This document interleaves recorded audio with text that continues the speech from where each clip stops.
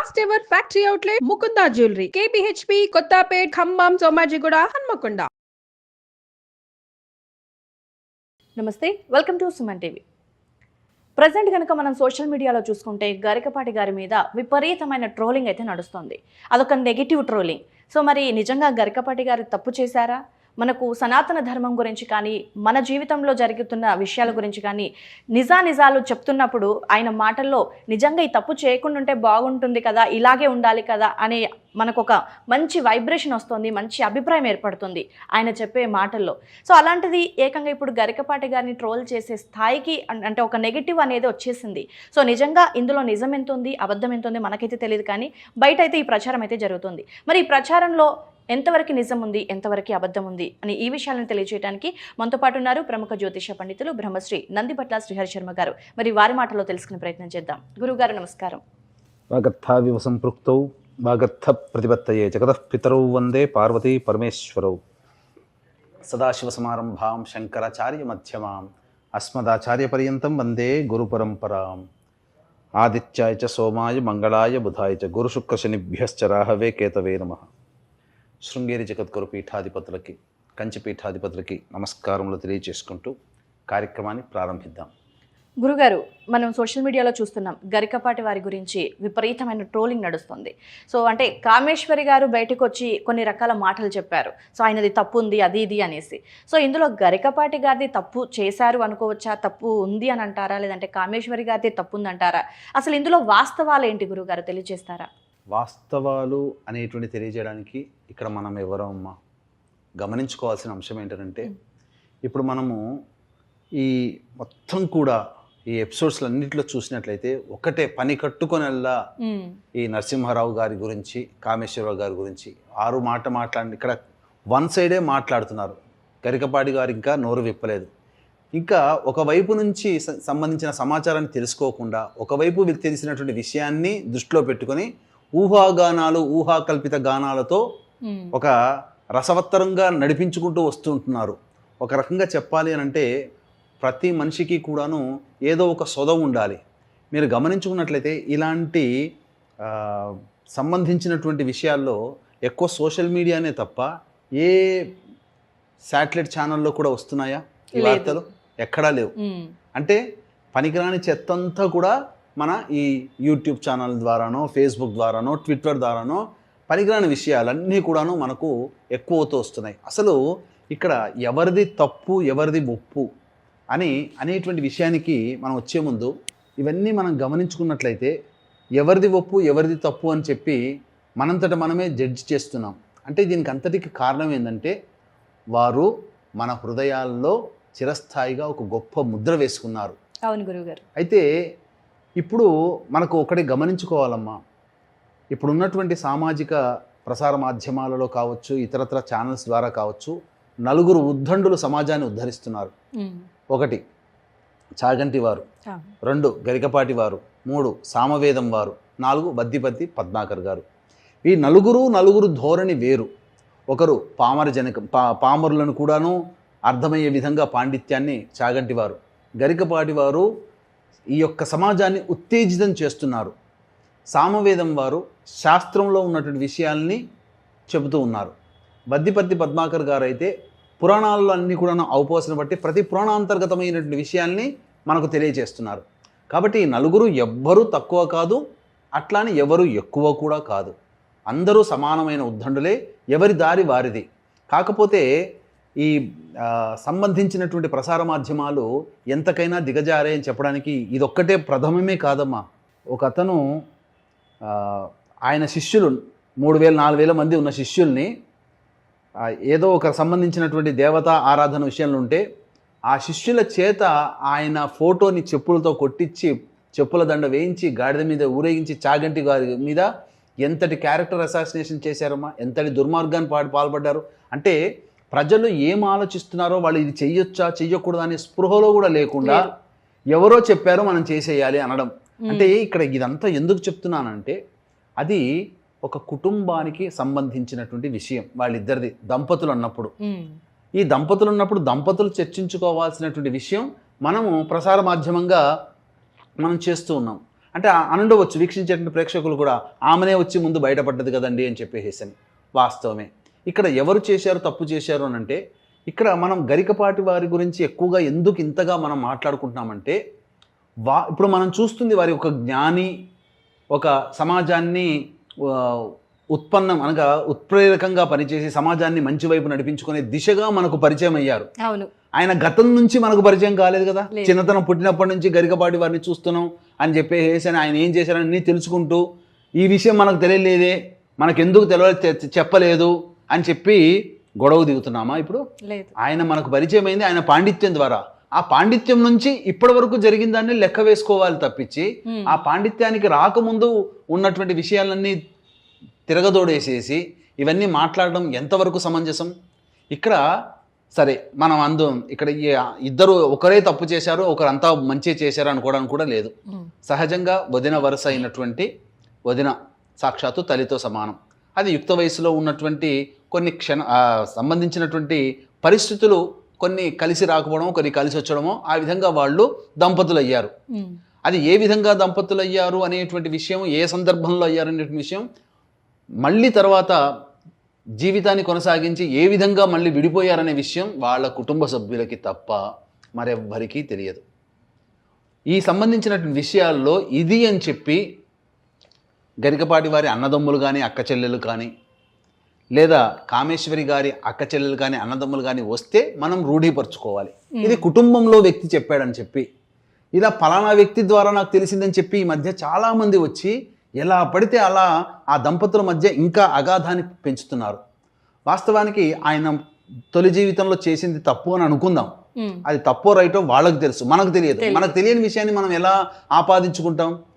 సరే, సంబంధించినటువంటి విషయంలో ఈవిడ ఆరోపణలన్నీ కూడా ఎలా, నాకు స్వేచ్ఛనివ్వలేదు, సినిమాకు లేదు, ఒక షికారు లేదో, ముద్దు లేదో, ముచ్చట్లేదు. ఆయన అప్పటికే సమాజంలో అవధానాల పేరిట చాలా కెరీర్ని బిల్డప్ చేసుకునే సమయం.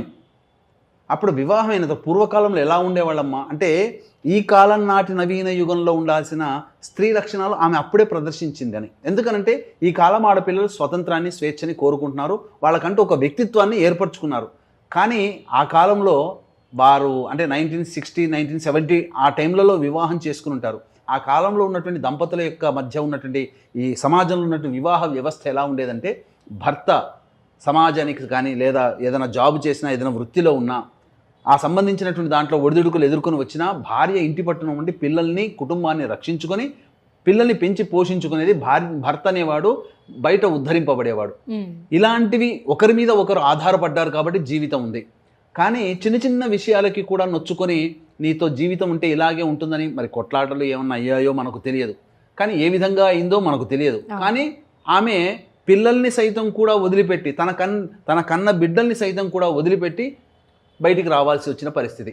అంటే ఇక్కడ ఏ తల్లి కూడా కడుపున పుట్టిన సంతానాన్ని వదులుకోదమ్మా. అంటే ఆ సంతానం మీద ప్రేమ లేకపోవడం, ఆ సంతానం అంటే ఇక్కడ చాలామంది, కొంతమంది ఈ మధ్య చూశాను, కొంతమంది ప్రబుద్ధులు కూడా మాట్లాడుతున్నారు. ఏమనంటే స్త్రీ యొక్క వ్యక్తిత్వాన్ని విమర్శిస్తున్నారు. ఇక్కడ ఆమె వ్యక్తిత్వాన్ని విమర్శించే అర్హత మనకు లేదమ్మా, వాస్తవంగా లేదు. ఏమని, ఆమె ఎవరినో వివాహం చేసుకుంది కాబట్టి వెళ్ళిపోయింది, ఇక్కడ ఆమెది తప్పు, ఈయన రైటు. ఈ తప్పు రైటు మనం చెప్పడానికి మనకు లేదు, మనకు అధికారము లేదు. ఇప్పుడు పొద్దున్న లేస్తే స్త్రీలు ఏడిస్తే స్త్రీ శాపము, స్త్రీ శాపము, స్త్రీ శాపం అని చెప్పి పాఠాలు చెప్పేటువంటి వాళ్ళు అదే స్త్రీని ఎలా విమర్శిస్తారు? ఆ స్త్రీ గురించి చెడుగా ఎట్లా మాట్లాడతారు? కాబట్టి ఇతమిద్దంగా తెలియనటువంటి విషయాల గురించి మాట్లాడి మనం పాపం మూట కట్టుకుంటున్నామేమో. ఇది ఎలా ఉంటుందంటేనమ్మా,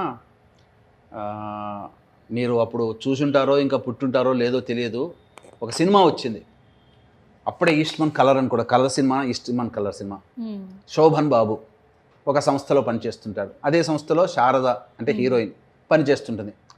వాళ్ళు దేవాలయానికి వెళ్తాడు ఆయన, హీరో క్యారెక్టర్ చెప్తున్నాను. అంటే ఇది ఎలా ఉంటుందనేది ఈ సినిమా యొక్క సీన్ చూస్తే ఇప్పుడు ఉన్నటువంటిది అంతా అర్థమవుతుంది.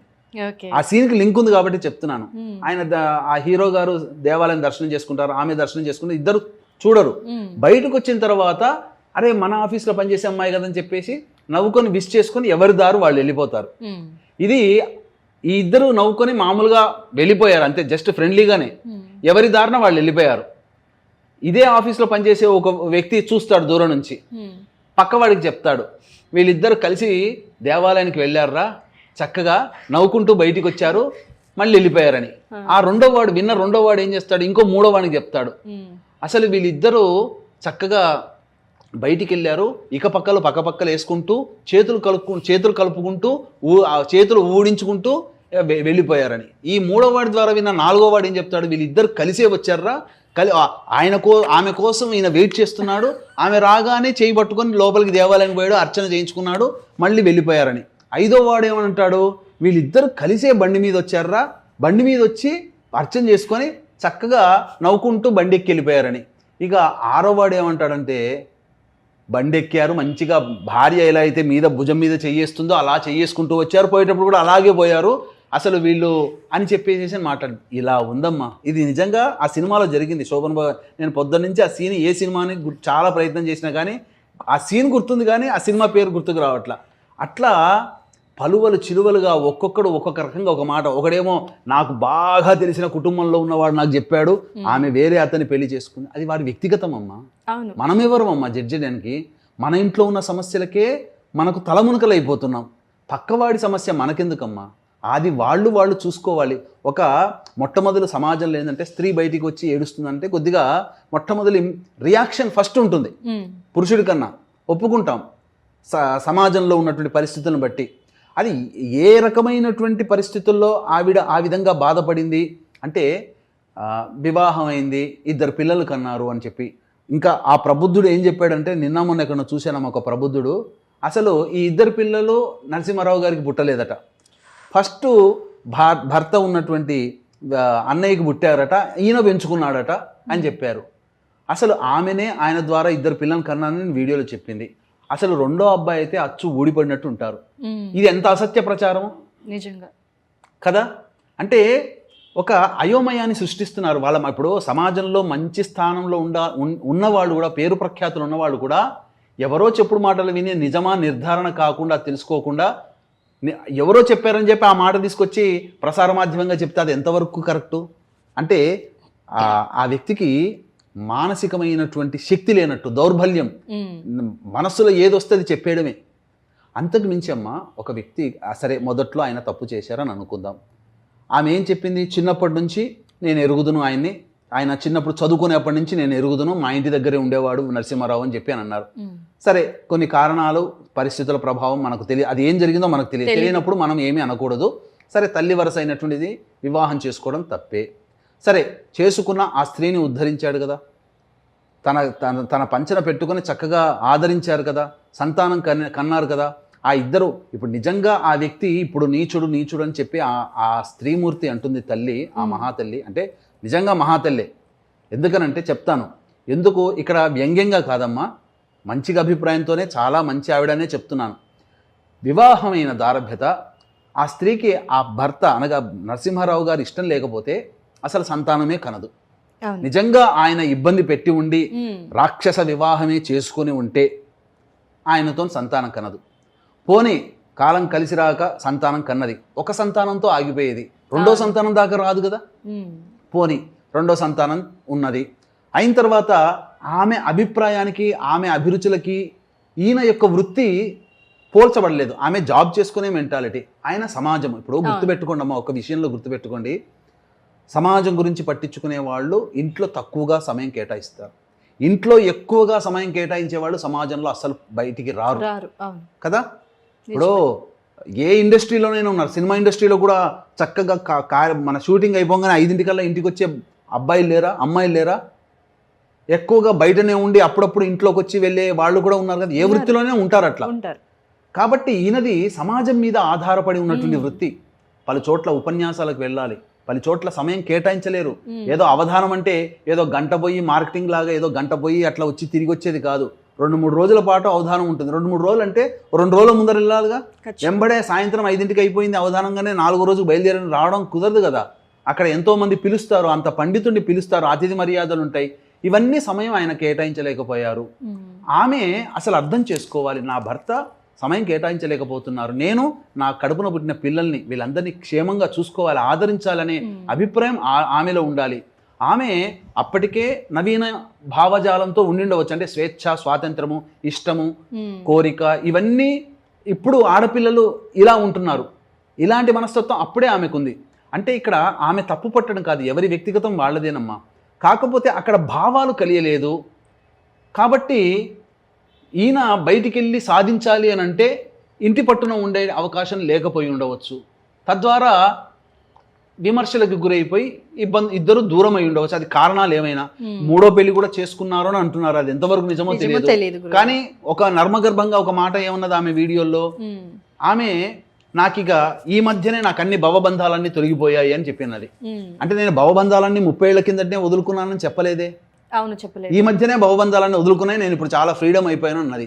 ఇంకొకటి, ఆమె మానసిక పరిస్థితి సరిగ్గా లేదమ్మా. ఆమెకి ఒక తోడు అవసరం. తోడంటే ఆదరించే మనిషి కావాలి. ఎందుకు ఒంటరిది అయిపోయింది, ప్రేమగా పలకరించే వాళ్ళు లేరు. అందుకనే ఆ చేసిన వీడియోలన్నీ కూడా అవన్నీ నిజాలు కావు, కొంత అసత్యం ఉంది.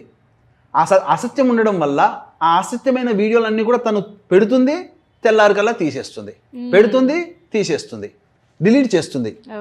సో దీనివల్ల ఆమె ఎవరో ప్రలోభాలకి గురయ్యి, ఎవరో వెనక ఈ సంబంధించినటువంటి వ్యక్తులు ఎవరో తెలియదు మనకు, ఇలా నడిపిస్తుండవచ్చు. ఆమెని పరిపరి విధాలుగా సంకోచించే విధంగానే వీడియోలు చేస్తుంది తప్ప నిజ నిర్ధారణ కాదు.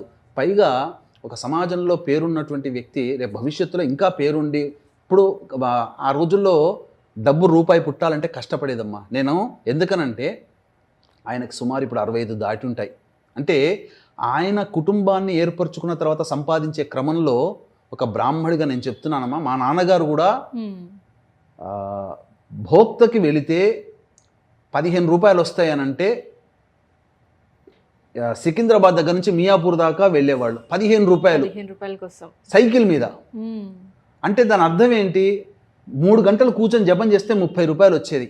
అంటే డబ్బు ఆ రోజున చాలా కష్టంగా వచ్చేది, కుటుంబం గడవడం చాలా కష్టంగా ఉంది. 150 రూపాయలు రూమ్ రెంట్ అమ్మా మేము చిన్నప్పుడు. మరి అంతటి దుర్భరమే, అంటే డబ్బు పుట్టేది కాదు అప్పుడు. ఆ రోజుల్లో కష్టపడితే కానీ డబ్బు వచ్చేది. మరి అంత కష్టపడుతూ కుటుంబాన్ని పోషించే క్రమంలో కొంత ఇబ్బంది, ఆయన కుటుంబానికి సమయం కేటాయించి ఉండలేకపోవచ్చు. కానీ ఆమె వదిలి వెళ్ళిపోయిన తర్వాత ఆ పిల్లల్ని జాగ్రత్తగా కాపాడుకున్నాడు కదమ్మా. ఇప్పుడు గురజాడ, శ్రీశ్రీ అని పెట్టుకున్నాడు. ఆయనకు అభ్యుదయ భావాలు ఉన్నాయి కాబట్టి ఆ పేర్లు పెట్టుకున్నాడు పిల్లలకి. లేకపోతే ఇంకా ఏదైనా కానీ పెట్టుకునేవాడు. తర్వాత ఆ పిల్లల ఆలనా పాలన, ఒక ఆడదిక్కు లేకపోతే ఇబ్బంది, సంసారం కష్టమైపోతుంది, నేనా ఊళ్ళు పట్టుకొని తిరుగుతాను అనుకొని భావించి ఒక అమ్మాయిని చేసుకున్నాడు. ఆమె కూడా మహాతల్లి. ఎందుకనంటే మళ్ళీ సంతానాన్ని కనలేదు, ఆ బిడ్డల్నే తిరిగి మళ్ళీ సంతానంగా అనుకున్నటువంటిది. కాబట్టి ఒక కుటుంబ వ్యవస్థ ఏర్పరిచి వాళ్ళని పెంచి పెద్ద చేసి మళ్ళీ వాళ్ళకి పెళ్లిళ్ళు చేసి మళ్ళీ మనవరాలు కలిగిన తర్వాత మళ్ళీ ఎంతో గొప్పగా ఇంట్లో ప్రతి దాంట్లో కూడా చక్కగా ఈ యొక్క పూజాది కార్యక్రమాలు, కుటుంబ పండుగలు అవన్నీ చేసుకొని అది అయిపోయింది, ఇక సమసిపోయింది అనుకున్న తరుణంలో అతనికి ఈ విధమైనటువంటి ఇబ్బందులు కలగడం అనేటువంటిది చాలా దౌర్భాగ్యమైనటువంటి పరిస్థితి అమ్మ. ఎవరికీ రాకూడదు, పగవాడి కూడా ఇటువంటి పరిస్థితి రాకూడదు. అసలు ఈమె వైపున కూడా ఈమెకు ఒక అండదండగా ఉండి అసలు ఈమె ప్రసార మాధ్యమంగా రాకుండా పెద్దవాళ్ళు ఎవరినైనా తీసుకొని వెళ్ళి సమస్య, నాకు ఇలా ఇబ్బంది పడుతున్నాను అని చెప్పి నా కొడుకుల దగ్గరికి నేను వెళ్తానంటే ఏ కొడుకులు మాత్రం వద్దంటారమ్మా? తల్లే కదా. బయటకు వచ్చి కన్న సంతానం మీద, కట్టుకున్న భర్త మీద ఆమె అవాకులు చెవాకులు పేరడం కూడా సమంజసం కాదు. ఈయన మొట్టమొదటి తరంలో యుక్త వయసులో ఉన్నప్పుడు తప్పు చేసిన, అది తప్పే, అది ఎవరం కూడా కాదనలేని సత్యం. కానీ ఆ తప్పుని సరిదిద్దుకున్నారు కదా. సరిదిద్దుకొని సమాజంలో ఆయన ఆ యుక్త వయసులో ఉన్నప్పుడు పడినటువంటి ఇబ్బందులని మళ్ళీ ఆయన మాట్లాడే మాటల్లో స్త్రీ గురించి ఎక్కువగా మాట్లాడతారండి అని చెప్పి విమర్శిస్తారు. ఆయన పెరిగిన వాతావరణం, ఆయన జీవించిన వాతావరణం, ఆయన రిటైర్మెంట్ అయ్యేంత వరకు ఉండేటువంటి వాతావరణం ఎలా ఉండిందంటే స్త్రీకి సంబంధించిన కట్టుబాట్లు ఉన్నటువంటి తెలిసిన సమాజంలో ఆయన పుట్టి పెరిగారు. అదే కాదు గురుగారు, ప్రజెంట్ ఎవరైతే పెళ్లిళ్ళు చేసుకొని విడిపోతున్నారో వాళ్ళకి ఆయన బోధించేది నిజంగా కలిసి ఉండాలి అనిపించేంత, అంతే కదమ్మా, కరెక్ట్ గా చెప్పేవారు. ఇప్పుడు నేను ఆయన జాతకాన్ని కూడా పరిశీలన చేసినప్పుడు ఆయన డేట్ ఆఫ్ బర్త్ ఒకటే దొరికిందమ్మా. ఓకే, చేస్తే ఎవరు ఎక్కువగా, అంటే జ్యోతిష శాస్త్రం ప్రకారం ఎవరైనా కానీ, స్త్రీలైనా పురుషులైనా, స్త్రీతో విభేదాలు, స్త్రీ వల్ల సమస్యలు, స్త్రీ వల్ల అవమానాలు ఎదురవుతున్నాయంటే శని శుక్రుల యొక్క ప్రభావం అమ్మ. ఆయన జాతకంలో నడుస్తున్నటువంటి దశాంతర దశలకి ఆ ప్రభావం ఉంది. కానీ ఇతమిద్ధంగా సమయాన్ని తెలుసుకోవడానికి కొంత సమయం పడుతుంది. ఎందుకంటే వారి ఆహార్యము, వారి యొక్క మాటకారితనము, అంత వాక్స్థితి, ఇవన్నీ రావాలంటే కొన్ని లగ్నాలు అనేటువంటివి బేస్ చేసుకొని రీసెర్చ్ చేయాల్సినటువంటి పరిస్థితి. వారి ఉన్నటువంటి ఎత్తు, పొడుగు, ఏ లగ్నంలో జన్మిస్తే ఎంత ఉంటుందో అవన్నీ తెలుసుకుంటాం. అది ఒక సమయం నిజ నిర్ధారణ అవుతుంది. కానీ అక్కడ మనకు బయట దొరుకుతున్నటువంటి డేట్ ఆఫ్ బర్త్ కరెక్ట్ ఉంటే మనం అన్నీ సాధించవచ్చమ్మా. ఇక్కడ ఇంకొకటి ఏంటనంటే మనకు ఇక్కడ కొంత ఒక విషయం చెప్పి ముగిస్తానమ్మా, ఒకే ఒక విషయం. ఎందుకనంటే కర్మశాస్త్రం అంటూ ఒకటి ఉంటుంది. కర్మశాస్త్రంలో ఏం చెప్పబడిందంటే మనిషి అవమానాలు పాలవుతున్నాడు అనంటే మరణము దూరం అయినట్టు లెక్క. ఎందుకనంటే మనకు భారతంలో ఉన్నది, మనకు రుక్మిణి కృష్ణుని ఇష్టపడిన తర్వాత ఆ రుక్మిణిని తీసుకుని వెళ్ళే సందర్భంలో తన అన్న అయినటువంటి రుక్మి అడ్డగిచ్చినప్పుడు రుక్మితో యుద్ధం చేస్తాడు కృష్ణుడు. రుక్మిని ఓడించినప్పుడు తల నరకబోతుంటుంటే అప్పుడు రుక్మిణి వచ్చి నా అన్నయ్య అండి, నన్ను కాపాడండి అని అంటే అప్పుడు రాజనీతిని ప్రదర్శిస్తాడు కృష్ణుడు. ఏమనంటే మరణము అన్నా చేయాలి, వధించడం వధించాలి, లేదా మరణంతో సమానమైన శిక్షణ వేయాలి. ఈ సమాజంలో మనకు శాస్త్రం ప్రకారం చెప్పబడినటువంటిది ఏంటంటే మరణంతో సమానమైన శిక్ష అవమానించడమే. అందుకని సగం మీసం కొరికేస్తాడు, సగం ఇక్కడ ఒక మీసం, ఇటువైపు ఒక జుట్టు కొదిలేసేసి గాడిద మీద బూడిద మొత్తం రాసి, విభూతి రాసి గాడిద మీద ఊరేగిస్తాడు కృష్ణుడు. అది మనకు మహాభారతంలో ఉంటుంది. అంటే ఒక మనిషిని అవమానపరిస్తే వాడు మరణంతో సమానము. ఇదే విషయం ఏకలవ్యుడి స్థితిలో కూడా, అర్జునుడు ఏకలవ్యుడి యుద్ధంలో కూడా జరిగింది. అవమానించి పంపించేస్తాడు. అంటే అప్పుడు ఈ అవమానం చేసినటువంటి కారణం చేత మరణం అనేటువంటి, ఇప్పుడు ఏదైతే ఉన్నారో, ఇప్పుడు ఈ యొక్క వివాదంలో ఎవ్వరూ గెలవలేదు, ఎవరు ఓడిపోలేదమ్మా. ఒకటేంటంటే ఈవిడ అవమానాలు పాలయ్యారు. అనేక కామెంట్స్లో ఈవిడ్ని దుమ్మెత్తిపోసే వాళ్ళు ఉన్నారు, గరికపాటి వారిని దుమ్మెత్తిపోసే వాళ్ళు ఉన్నారు. అంటే వీరిద్దరికీ ఏదో మరణం సంబంధించినటువంటి దశ జరుగుతుందేమో, అది ఈ రూపంలో అవమానం, సంఘంలో అవమానపడి అది తొలగిపోతుంది. కాబట్టి వీక్షించేటువంటి ప్రేక్షకులు కూడా గమనించాల్సింది ఏంటంటే ఇది మన సమస్య కాదు. తప్పు చేయని వాళ్ళు ఎవరున్నారు? అందరూ తప్పు చేశారు. కానీ ఈయన తప్పు చేయకూడదు కదా. మనం బాగా ఊహించుకున్న వ్యక్తి అని అంటే నీకు పరిచయం అయింది గొప్ప ప్రవచనకర్తగా ఉన్నప్పుడు పరిచయం అయ్యాడు. ఆయన గొప్ప ప్రవచనకర్తగా ఉన్నప్పుడు పరిచయం కంటే ముందు జీవితాన్ని ప్రశ్నించే అధికారం మనకెవ్వరికీ లేదు. ఈ భోగి మంటల్లో ఇవన్నీ కూడా, ఈ భోగి మంటల తర్వాత వారి మీద వచ్చినటువంటి అవాకులు చెవాకులన్నీ కాలిపోవాలి. ఎందుకనంటే మనం చేస్తున్న తప్పు మన హైందవ ధర్మాన్ని నాశనం చేయడం కోసం 4 స్తంభాలుగా ఉన్నటువంటి వ్యక్తులని తరచూ అవమానపరుస్తున్నాం. ఏదో ఒక సందర్భంలో మొలకడిగితే కానీ పొదుగు కడిగితే కానీ మొలకడగరు అన్నందుకు ఓ పెద్ద ర్యాలీ చేశారండి ఆ సంఘాల వారు చాగంటి వారి గురించి. అలాగే ఒక వ్యక్తి ఏదో ఈ దేవత ఉపాసన లేదు కదా అని అన్నందుకు ఆ ఫోటోను పెట్టి చాగంటి వారిని విమర్శించారు. ఒక్కడు గుర్తుపెట్టుకోండి, అంతటిగా చెప్పేటువంటి వాళ్ళు మంచి చెడు గురించి ఇప్పుడు విమర్శించేటువంటి మనకేమన్నా సమయం ఉందా? ఒక పురాణం చెప్పి ప్రవచనం చెప్పండి. మీలో ఎవరైనా కానీ ఇంతమంది విమర్శిస్తున్నారు కదా. ఒక చిన్న కథ, భారతంలో, రామాయణంలో నీకు తెలిసిన రామాయణం, నీకు తెలిసినటువంటి భాగవతం, నీకు తెలిసినటువంటి మహాభారతంలో ఏదైనా ఒక కథని చెప్పి కెమెరా ముందుకు వచ్చి లేదా సభ మధ్యలో కూర్చొని అందంగా అందరికీ అర్థమయ్యే విధంగా చప్పట్లు కొట్టే విధంగా చెప్పు. అప్పుడు నువ్వు విమర్శించడానికి అర్హత పొందుతావు. నీకు అది చేత కానప్పుడు చక్కగా చెప్పి సమాధానాన్ని ఉద్ధరించేటువంటి మహానుభావుల యొక్క జోలికి వెళ్ళి చాలా తప్పు చేస్తున్నారు. ఎందుకనంటే ఇదంతా కూడా మనం చేసే తప్పు. ఒక రకంగా చెప్పాలంటే వాళ్ళు అవమానపడ్డారు, సరే వాళ్ళ కర్మనంతా మనం జుర్రుకుంటున్నామండి. ఎందుకండి మనకు ఆ కర్మ? వాళ్ళకి జాతకరీత్యా ఉండే దుర్దోషాలని, దుర్యోగాలని మనము అవమానించి, అలాగే మనము అవాకులు చెవాకులు పేరి వారికి ఉన్నటువంటి దుర్యోగాలన్నీ మనము నాకుతున్నాం. మనకు అవసరమా? వారి కుటుంబం అది. ఆ కుటుంబానికి వదిలేయండి. ఎందుకండి కామెంట్లు, మనకు అనవసరమైన కామెంట్లు? తప్పు చేయలేని వాళ్ళు మన ఇంటి కుటుంబ సభ్యుల్లో లేరా? మన ఇంట్లో లేరా? మన పొరుగింట్లో లేరా? మన ఫ్రెండ్స్లలో లేరా? అప్పుడు చెప్పలేని నోరు ఇప్పుడు ఎందుకు నోస్తుంది? కాబట్టి మనకొద్దురా నాయన, ఇవన్నీ పెద్దవాళ్ళ జోలికి మనకొద్దు. దైవాంశ సంభూతులకి మాత్రమే వాక్స్థితి, సరస్వతి కటాక్షం వస్తుంది.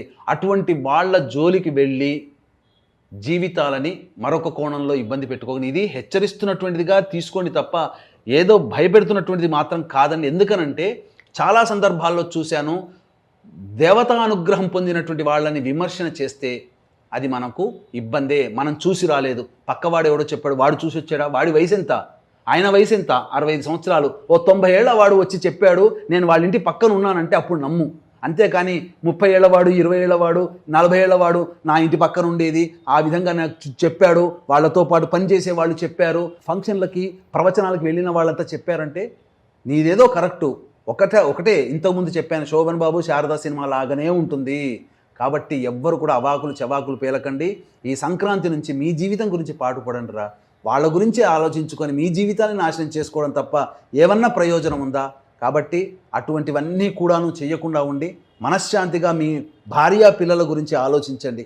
మీ పిల్లలు ఎలా వెళ్తున్నారు, ఎలా వస్తున్నారు, ఏం చేస్తున్నారు, ఎక్కడికి పోతున్నారు, నిజంగానే మంచిగా చదువుకుంటున్నారా లేదా వెధవ వేషాలు వేస్తున్నారా అని వాళ్ళ మీద కాన్సన్ట్రేట్ చేయండి. వాళ్ళు చక్కగా ఆనందంగా ఉన్నారు. కానీ ఇక్కడ ఒకటి గమనించాల్సింది ఏంటంటేనమ్మా, ఇప్పుడు విడిపోయి 20 ఏళ్ళు దాటిపోయిందని అన్నారు, అప్పుడే అన్నీ అయిపోయాయి.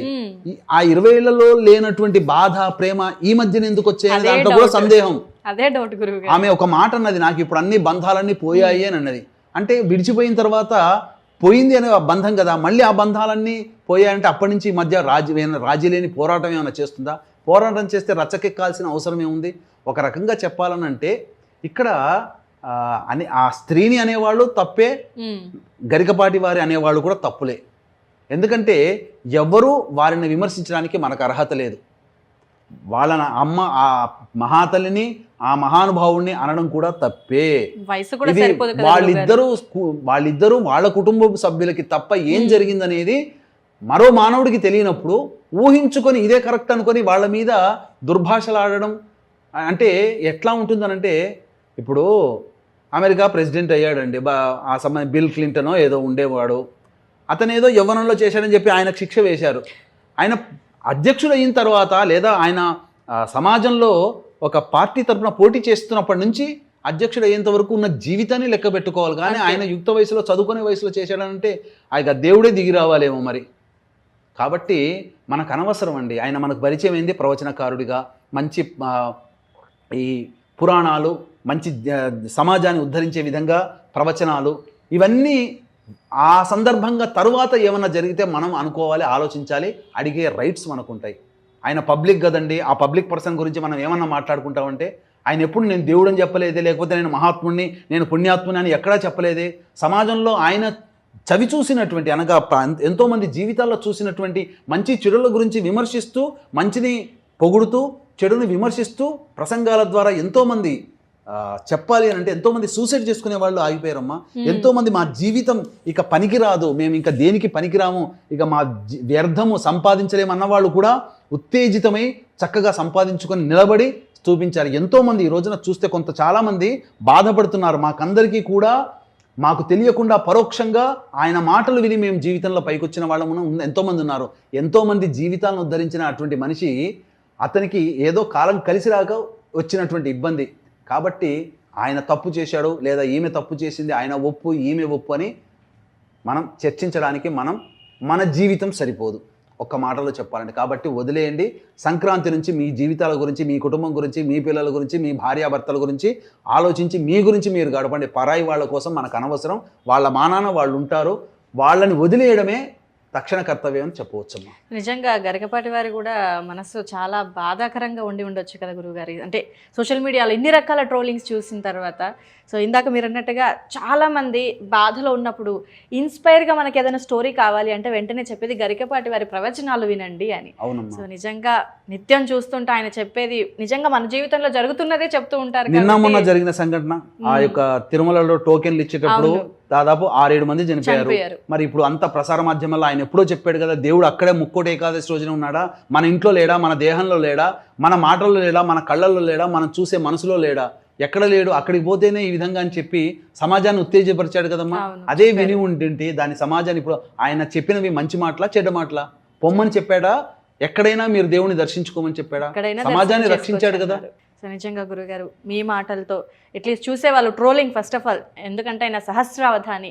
సో పెద్దవాళ్ళని ఏదైనా తప్పుగా అంటే అది మనకే చుట్టుకుంటుంది కాబట్టి సో కర్మ ప్రారంధం తప్పదు. సహస్రావధాన్ అంటే ఇప్పుడు అవాకులు చెవాకులు పేలేటువంటి పిపీలకాలకి ఏంటనంటే తెలవదమ్మా. మొదటి రోజున ఒక వ్యక్తి ఒక లైన్ చదువుతాడమ్మా, మూడు లేదా 4 అక్షరాలు ఇచ్చి ఒక పద్యం చెప్పమంటాడు. 1000వ వాడు వంతు అయిపోయిన తర్వాత మళ్ళీ మొదటి వాడు వంతు వచ్చినప్పుడు 2వ లైన్ చెప్పాలి. ఒక పదంతో ఒక లైను, మళ్ళీ 1000 కంప్లీట్ అవుతుంది. రెండో లైన్ చెప్పేటప్పుడు మొదటి వాడు 2వ పదం ఏది ఇస్తాడో 2వ వాక్యం. అట్లా 4 సార్లు తిరిగి వస్తే 4 లైన్లు కంప్లీట్ అయితే ఆ 4 లైన్లను గుర్తుపెట్టుకొని మొదటి వాడు ఏం పదాలు ఇచ్చాడో దాన్ని బట్టి 4 పదాలు కలిగినటువంటి పద్యాన్ని చెప్పాలి. అంత ధారణ శక్తి ఉందా? 12 × 10 ఎంత అంటే క్యాల్కులేటర్ పెట్టుకొని కొట్టుకొని చూసే మొహాలం మనమమ్మ. మనకెందుకమ్మా? మనకంత విలువ ఉందా? మనకెందుకు అవన్నీ విషయాలు? వారి కుటుంబ సభ్యత వాళ్ళది. ఇప్పుడు ఇదే విషయం అమ్మా. వీక్షించినటువంటి ప్రేక్షకుల్లో భార్యాభర్తలు ఉంటారు కదా, వాళ్ళిద్దరు కొట్లాడుకుంటుంటారు. ఎవరైనా వస్తే ఊరుకుంటారా? మధ్యలోకి వస్తే అర్హత ఉంటుందా? పక్కవాడు వచ్చి మాట్లాడతాడు, నీకేమరా అర్హత, మేమిద్దరం కొట్లాడుకుంటున్నాం, నీకెందుకు రా అంటే అయిపోయాయి కదా. అంటే అక్కడ పబ్లిక్ చేసుకున్నారు, వీళ్ళు ప్రసార మాధ్యమం ద్వారా అన్నారు. ఇంట్లో కొట్లాడుకొని ఆ మాటల్ని విన్యాసాలని పబ్లిక్ మీరు చేశారు. పబ్లిక్ వచ్చి అడిగినప్పుడు సమాధానం మీరెవరు అని అడిగే బదులు వాళ్ళ ఇంటి విషయంలో మనం ఎవరో అమ్మా అని అనుకోవాలి. అంతే కదా. అంతే గురుగారు, నిజంగా మీ పాయింట్ ఆఫ్ వ్యూలో విన్నప్పుడు నిజంగా మీరు చెప్పింది ఎక్కడ కూడా ఎవరు గొప్ప కాదు, ఎవరు తక్కువ కాదు. కామేశ్వరి గారు తప్పు కాదు, నరసింహారావు గారు తప్పు కాదు. నరసింహారావు గారు ఒప్పు కాదు, కామేశ్వరి గారు తప్పు కాదు. జరిగింది ఏదో జరిగిపోయింది, వాళ్ళ కుటుంబానికి వదిలేయాలమ్మా, మనకు సంబంధం లేదమ్మా. అంతే గురువు. సో మన వయసు సరిపోదు, మన జీవితం సరిపోదు వాళ్ళ గురించి, గొప్ప వాళ్ళ గురించి మాట్లాడడానికి. సో చాలా చక్కటి విశ్లేషణని వీక్షకులకు అర్థమయ్యేలా చాలా బాగా తెలియజేశారు గురుగారు. ధన్యవాదాలు. సర్వం శ్రీ ఉమామహేశ్వర పరబ్రహ్మార్పణమస్తు.